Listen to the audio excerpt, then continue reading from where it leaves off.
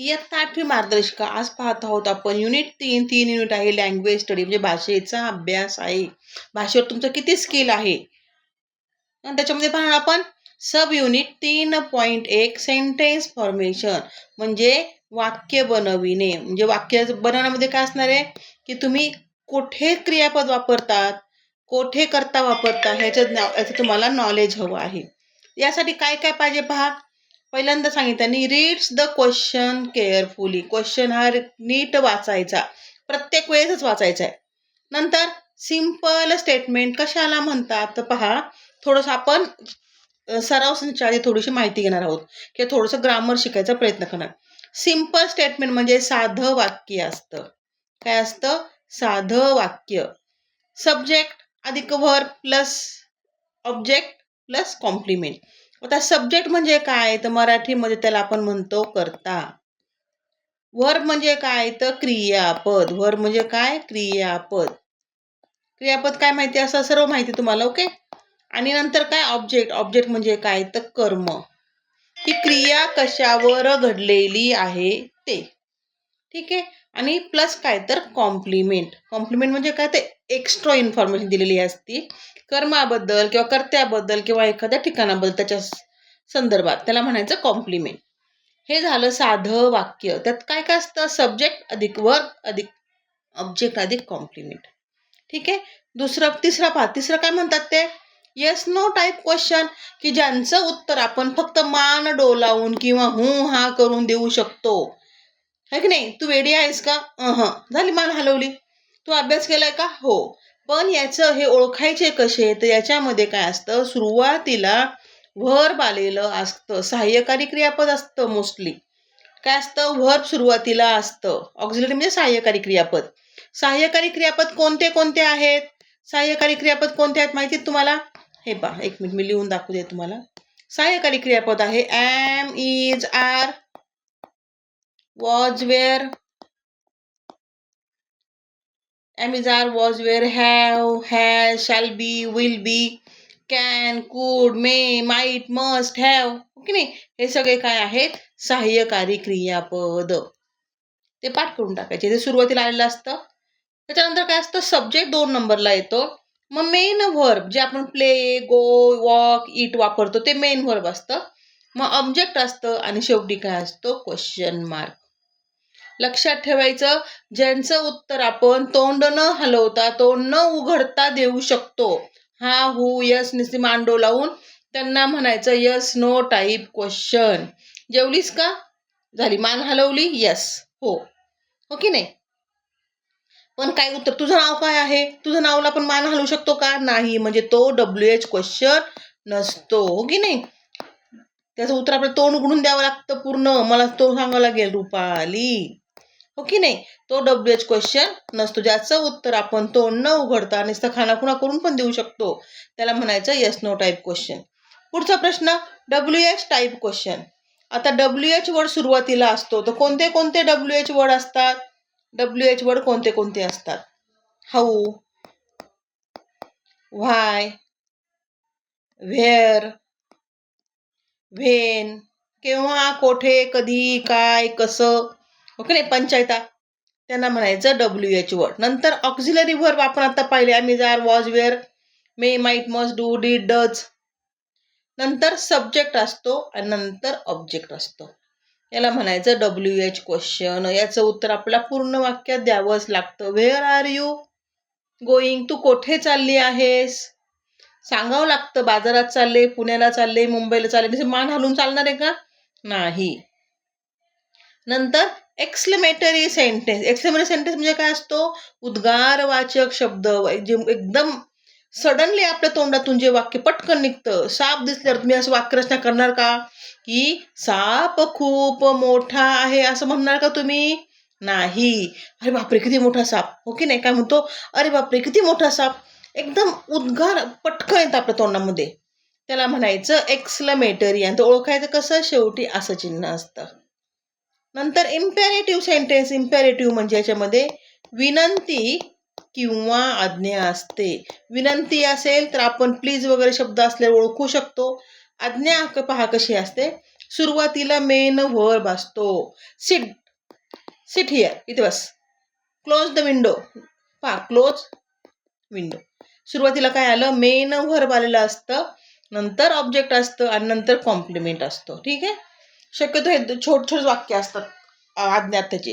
याच्यामध्ये सब्जेक्ट का नसतो तर पहा, आपण ऑर्डर कोणाला देतो, समोरच्या माणसाला. म्हणजे इथं हा यू हा लपलेला सब्जेक्ट असतो. यूला सांगतो बस इथं, म्हणजे तू इथे बस, हो की नाही. दार लाव, तू दार लाव, समोरच्याला सांगितलेलं असतं त्या गोष्टी.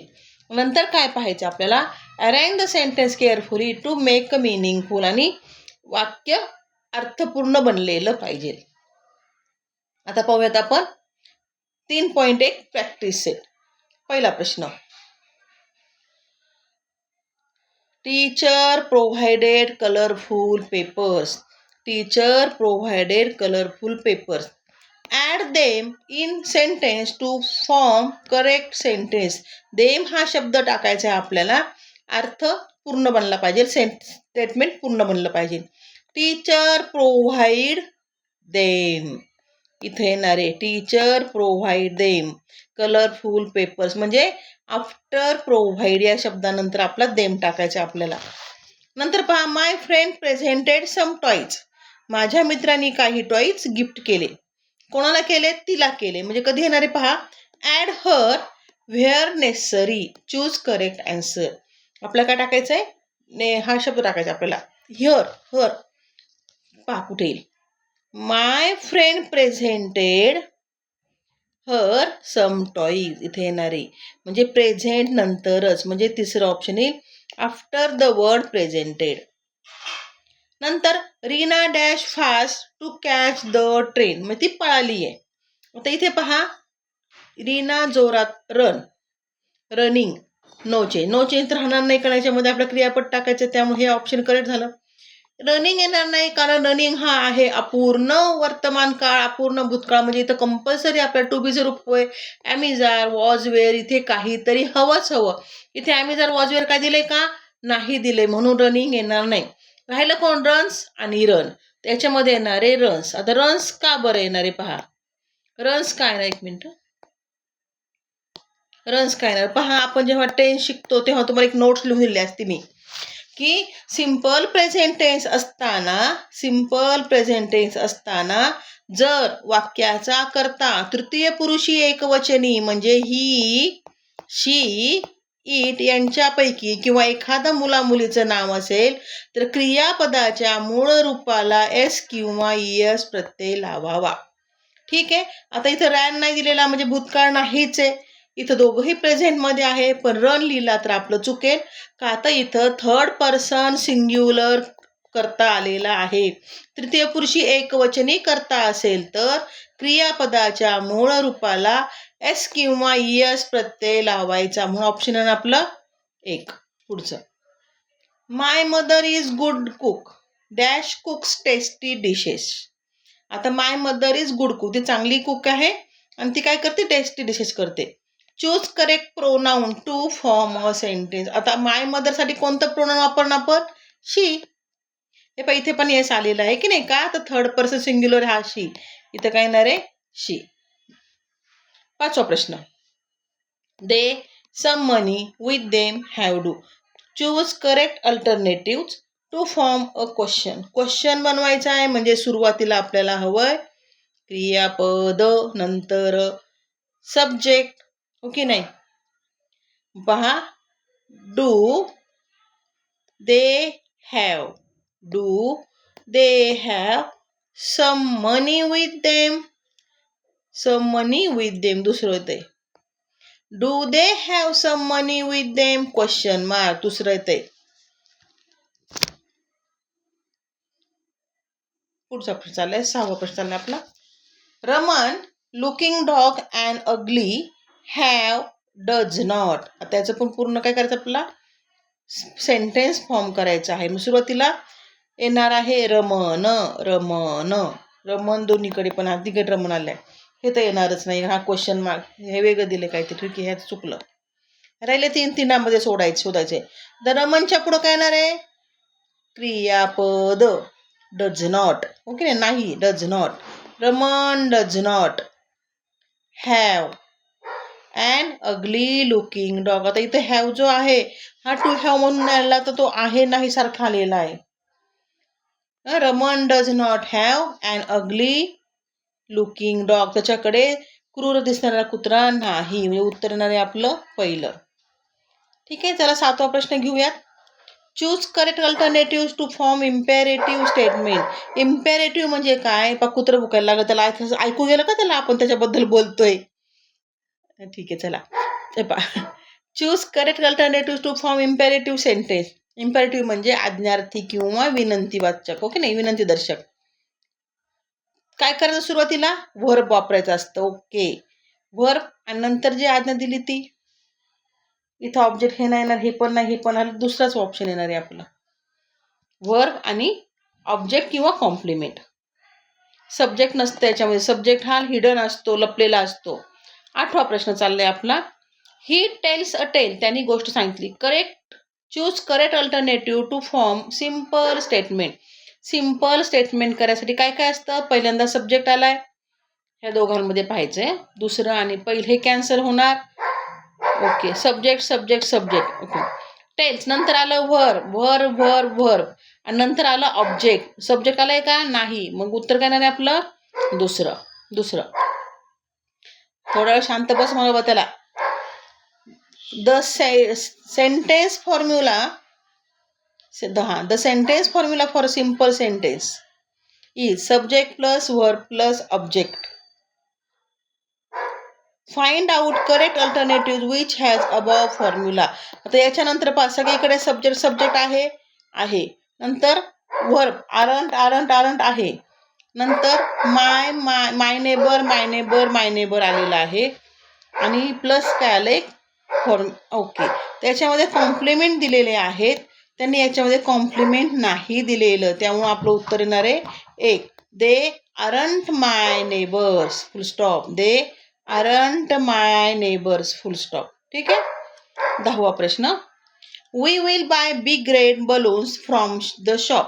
आम्ही बाजारातून घेऊ. वी विल बाय म्हणजे भविष्य काळ चाललेला आहे.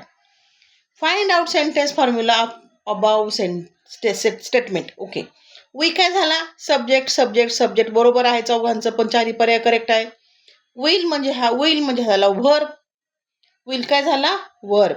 नंतर बिग रेड हा झालाय बिग रेड बलून एवढं मोठं झालंय ऑब्जेक्ट आणि हा एवढा झालाय कॉम्प्लिमेंट. म्हणजे subject plus verb plus object plus complement. याच्यामध्ये कॉम्प्लिमेंट नव्हतं, त्यामुळे दुसरं उत्तर येणार नाही. याच्यामध्ये ऑब्जेक्ट पण नाही, कॉम्प्लिमेंट पण नाही. याच्यामध्ये ऑब्जेक्ट नाहीये, त्यामुळे उत्तर फक्त आपलं येणार आहे पहिलं. 11वा प्रश्न. Playing are football they now. Choose correct alternative to frame meaningful questions meaningful बनवायचे आपल्याला. क्वेश्चन बनवायचं. सुरुवातीला काय येणार आहे? सुरुवातीला येणार आहे व्हर्ब. काय येणार आहे सुरुवातीला? व्हर्ब. आर. इथे पण आर आहे, इथे पण आर. हे दोघांमध्ये नाही, हे दोघांचं उत्तर हे कॅन्सल झाले. दोघांमध्ये करायचंय.